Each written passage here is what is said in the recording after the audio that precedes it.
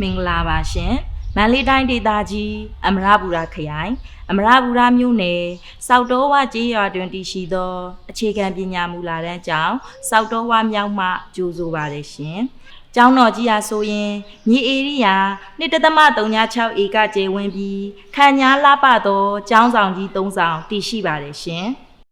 ကျောင်းဆရာကြီးဦးအောင်စောထွေးပါဝင်ဆရာဆရာမ9ဦးတို့မှကျောင်းသားကျောင်းသူ106ဦးတို့အားဂရုတစိုက်ပညာသင်ကြားပေးလျက်ရှိပါတယ်ရှင်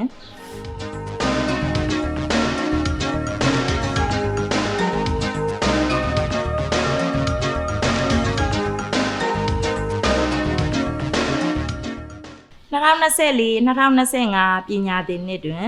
အခြေခံပညာမူလတန်းကျောင်းစောက်တော်ဝမြောက်သည့်အခြေခံစံနှုန်း4ချက်အညွှန်းကိန်း18ချက်နှင့်အညီ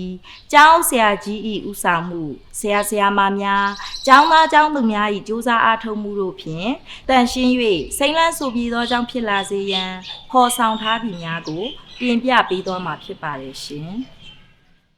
ကျောင်းသားကျောင်းသူများအနေဖြင့်နနက်ခင်းကျောင်းတက်ချိန်၌နိုင်ငံတော်သချင်း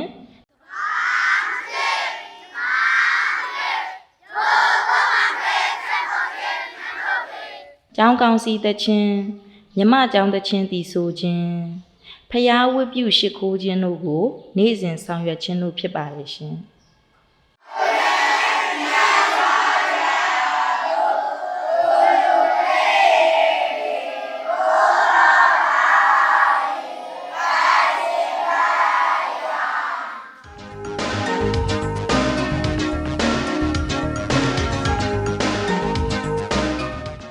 ဆရာဆရာမများကျောင်းကောင်စီအသင်းကောင်းဆောင်များကျောင်းသားမိဘများပါဝင်သည့်ကျောင်းပတ်ဝန်းကျင်တန်ရှင်း၍စိမ့်လန်းဆိုပြေးရေးကော်မတီကိုဖွဲ့စည်းထားပါတယ်ရှင်အခြေခံပညာမူလတန်းကျောင်းစောက်တော်ဝမြောက်ကိုပတ်ဝန်းကျင်စိမ့်လန်းဆိုပြေးရေးအတွက်သတ်မှတ်ထားသောအခြေခံစံနှုန်းများနှင့်အညီလိုက်လျောညီထွေမှုရှိစေရန်လုပ်ငန်းအစီအစဉ်များကိုရေးဆွဲပြီးအကောင့်ထဲပေါ်ဆောင်ရွက်လျက်ရှိပါတယ်ရှင်ဆရာဆရာမများကျောင်းသားကျောင်းသူများကိုယ်တိုင်ရေးချယ်ထားသည့်ပတ်ဝန်းကျင်ထိန်းသိမ်းမှုဆိုင်ရာလိုက်နာရမည့်ပကြီးကြပြားစာစီစာကုန်းများကိုအတန်းအလိုက်အခန်းစဉ်ပြသထားပါတယ်ရှင်အခြေခံပညာမူလတန်းကျောင်းစောက်တော်ဝမြောက်၏ကလျန်ဂရင်းစကူဖော်ဆောင်မှုများကိုပတ်ဝန်းကျင်ထိန်းသိမ်းရေးဆိုင်ရာ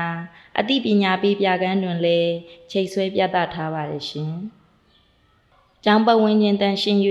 စိမ့်လန်းဆိုပြေးရေးဆောင်ရွက်မှုများကိုကျောင်းကော်မတီမှစောင့်ကြည့်အကဲဖြတ်စစ်ဆေးကလိုအပ်ချက်များကိုအစဉ်အမြဲပြန်လည်ဖြည့်ဆည်းပေးပါတယ်ရှင်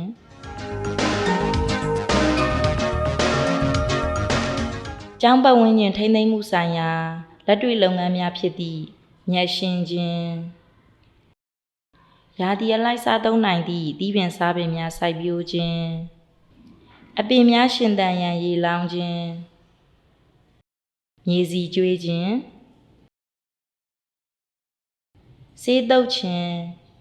နေရာရှုခင်းလှပုံဖော်ဆောင်ခြင်းတန့်စင်ခန်းများအားစနစ်တကျဆေးကြောတန့်စင်ခြင်းအမိုင်မျိုးစားအလိုက်စွန့်ပစ်တတ်စေရန်လက်တွေ့သင်ကြားပေးခြင်းတို့ကိုဆောင်ရွက်နေခြင်းဖြစ်ပါတယ်ရှင်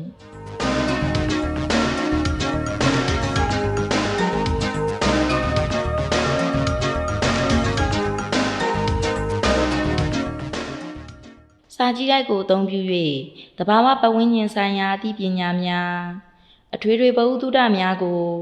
လွယ်လင်းတကူရှာဖွေနိုင်စေရန်ပြင်ဆင်ဆောင်ရွက်ထားပါတယ်ရှင်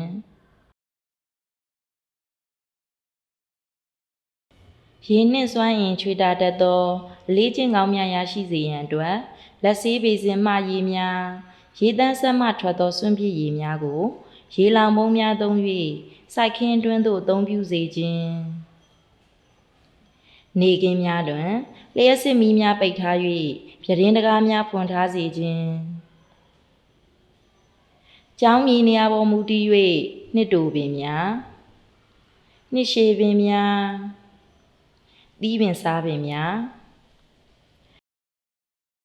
ပရာဆေးပင်များစိုက်ပျိုးထားခြင်း အမိုက်စီမံခန့်ခွဲမှုနှင့်ပတ်သက်ပြီးအမိုက်ပုံးများထားရှိခြင်းစွန့်ပစ်အမိုက်များကိုစနစ်တကျမျိုးစားခွဲ၍စွန့်ပစ်တတ်စေရန်သင်ကြားပေးခြင်း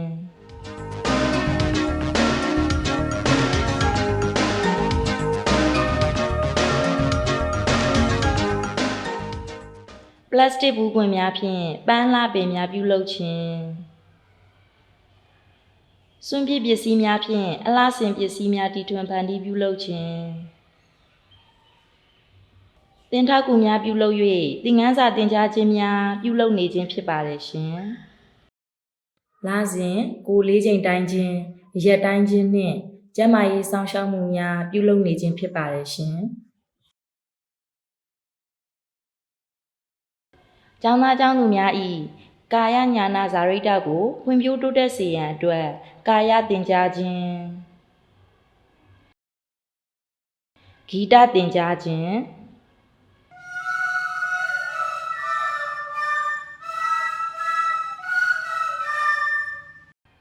ပကြီးသင်ကြားခြင်း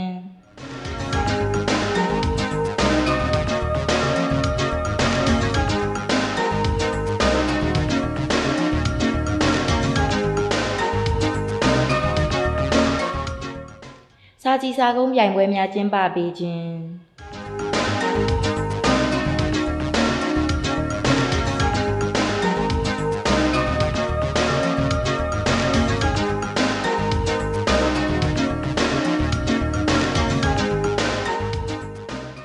အခြေခံပတ်ဝန်းကျင်ဆိုင်ရာဘာသာရပ်ကိုတပတ်လျှင်တစ်ကြိမ်သင်ကြားပေးခြင်းတို့ဆောင်ရွက်ပေးလျက်ရှိပါတယ်ရှင်။စောက်တော်ဝမြောက်ကြီးရွာ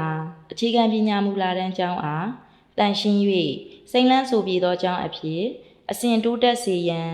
အခြေခံစံနှုန်းများနှင့်အညီ